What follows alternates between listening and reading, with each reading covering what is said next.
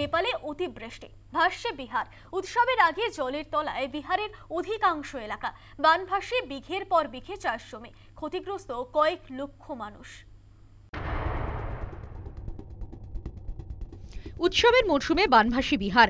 নেপালে লাগাতার বৃষ্টির জেরে জল ছাড়ার ফলে দুকুল ছাপিয়ে বইছে কোশি এবং গণ্ডক নদী।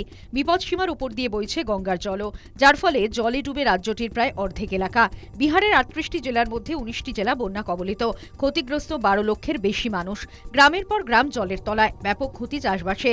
চম্পারণ, কিষানগঞ্জ, গোপালগঞ্জ, পূর্ণিয়া, মাধেপুরা, মুফাজ্জরপুর, কাটিহারের মতো বন্যা কবলিত জেলাগুলিতে দেখা দিয়েছে খাবার ও পানীয় জলের সংকট।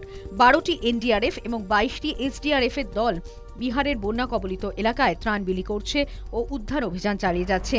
তবে পরিস্থিতি নিয়ন্ত্রণে বেশ বেগ পেতে হচ্ছে বিপর্যয় মোকাবিলা দলকে। অন্যদিকে বন্যা বিধ্বস্ত বিহারে ত্রাণ বিলি করতে গিয়ে বন্যার জলে জরুরি অবতরণ করতে বাধ্য হল ভারতীয় বায়ুসেনার একটি কপ্টার। জানা যাচ্ছে, খাবারের প্যাকেট বিলির সময় যান্ত্রিক গোলযোগ দেখা দিয়েছিল, ফলে বন্যার জলে কপ্টারটি নামাতে বাধ্য হন পাইলট।